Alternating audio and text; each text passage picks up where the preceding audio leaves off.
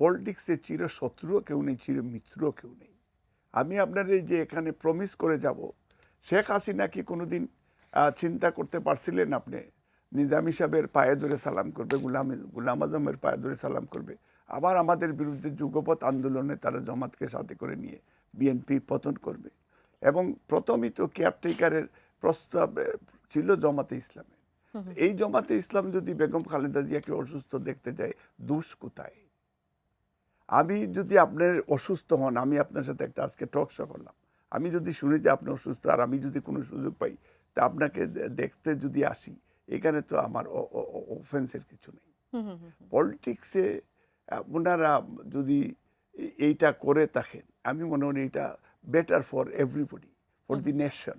কারণ এই নেশনকে build up করতে হলে এককভাবে বিএনপি তো বলেছেই 31 দফা কর্মসূচি, রাষ্ট্র মেরামত গঠন।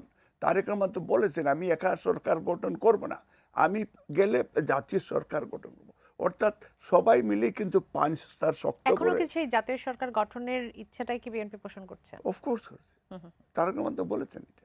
এবং বিএনপি যেটা বলবে এটা কথার কাজে মিল রাখবে, এটা আমি আপনার কথা দিতে পারি। জাতির আরেকটু প্রশ্ন করি, সেটি হচ্ছে যে আপনি যেহেতু সুদীর্ঘ সময় ধরে লন্ডনে বসবাস করছেন এবং এবারের নির্বাচনকে কেন্দ্র করে প্রবাসীদের নিয়ে অনেক ধরনের পরিকল্পনা চলছে, একটু জানতে চাই যে বাংলাদেশের যে নির্বাচন বা বাংলাদেশের যে রাজনীতি, সেখানে প্রবাসীদের ভূমিকাটা আসলে কতটা গুরুত্বপূর্ণ তাদের অংশগ্রহণ? যে প্রবাসীরা সবচেয়ে বড় বিষয় হচ্ছে যে বাংলাদেশে যেমন আমি আমার গ্রাম, যদি আমার গ্রামে আমি লন্ডন থেকে একটা ঈদের সময় যদি একটা মানুষের পাশে দাঁড়াই, রোজার মাসে যদি একটা পাশে দাঁড়াই, তাহলে এই লোকটা আমাকে কিন্তু দোয়া দিবে।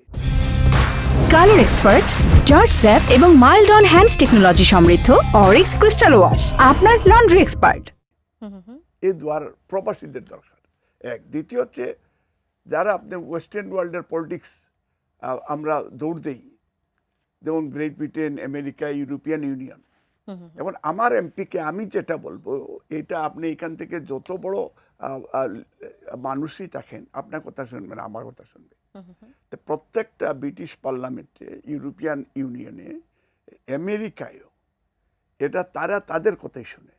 তো ব্রিটিশে আজকে যেমন আমাদের এই সন্তানগুলি যারা, কেউ ডক্টরি, কেউ ইঞ্জিনিয়ার, কেউ ব্যারিস্টার, মানে বিভিন্নভাবে এখন তারা, যেমন আজকে ইহুদিরা ইসরায়েলে কেন ওয়ার এন্ড হচ্ছে না, because American young, British young, এরা হচ্ছে ইহুদি ওখানে, ব্রিটিশ পার্লামেন্ট চালায়। যেমন এই যে টিলুফরা, এরা কিন্তু ওয়ান কাইন্ড অফ ইহুদি, বিকজ এই যে ইহুদি চক্র, নাহলে রাশিয়া, সে আরেক দেশের এমপি আপনার দেশ থেকে এসে রাশিয়ার কাছে চুক্তি করে সে $2 বিলিয়ন নিয়ে চলে যায়, বিকজ দে আর পাওয়ারফুল।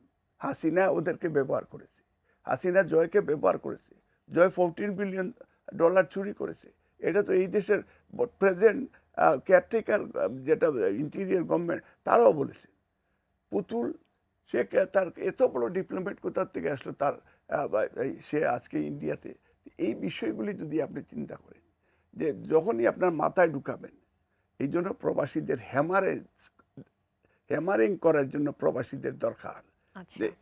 যে কারণে আমরা ওই যে হাসিনার চিৎকার, স্বাধীনতার সময় পাকিস্তানিদের বিরুদ্ধে তারা লড়াই করেছে এই প্রবাসীরা, কারণ পাকিস্তানিরা ফিল্ডে যুদ্ধ করেছে, প্রবাসীদেরকেও তারা মারপিট করেছে, আমরাও তাদের রিটালিয়েট করেছি। যে কারণে প্রবাসীদেরকে যদি আজকে আপনার সন্তানকে যদি আপনি সম্মান করেন, এই জেনারেশন, ধরেন আমার বাবা ছিলেন একজন শ্রমিক, কিন্তু আমি কিন্তু বিজনেসম্যান, আমি কিন্তু মিলিয়নার, আমার সন্তান কিন্তু ট্রিলিয়নার। তো এই সন্তানগুলিকে যদি আপনি লুক আফটার করেন, তাদেরকে বাংলাদেশে নিয়ে আসেন, তাদেরকে বাংলাদেশ চিনার, তারা যে ইনভেস্টমেন্টটা করবে যেটা, কারণ এই দেশ উপকৃত হবে। এইভাবে প্রবাসীরা আজকে এত শক্তিশালী হয়েছে। Great Britain, America, middle east, মানে আস্তে ওয়ার্ল্ডের যারা বাংলাদেশের বাইরে, এবং তারা দেশপ্রেম তাদের আছে। এবং তারেক রহমান তো বলেছেন বিএনপি পাওয়ারে আসলে প্রবাসীদের মূল্যায়ন করা হবে এবং দ্বিকক্ষ বিশিষ্ট পার্লামেন্ট করা হবে। তাহলে প্রবাসীরা রেমিটেন্স যোদ্ধাদেরকে আপনারা বলবেন সিআইপি দিবেন, বিআইপি দিবেন, আর সময় মতো তাদেরকে আপনি মূল খেলা খেলতে দিবেন না, আপনার স্ট্যান্ড আপনার ওখান দিয়ে রিজার্ভ রেখে দিবেন, এই সুযোগ আর নাই।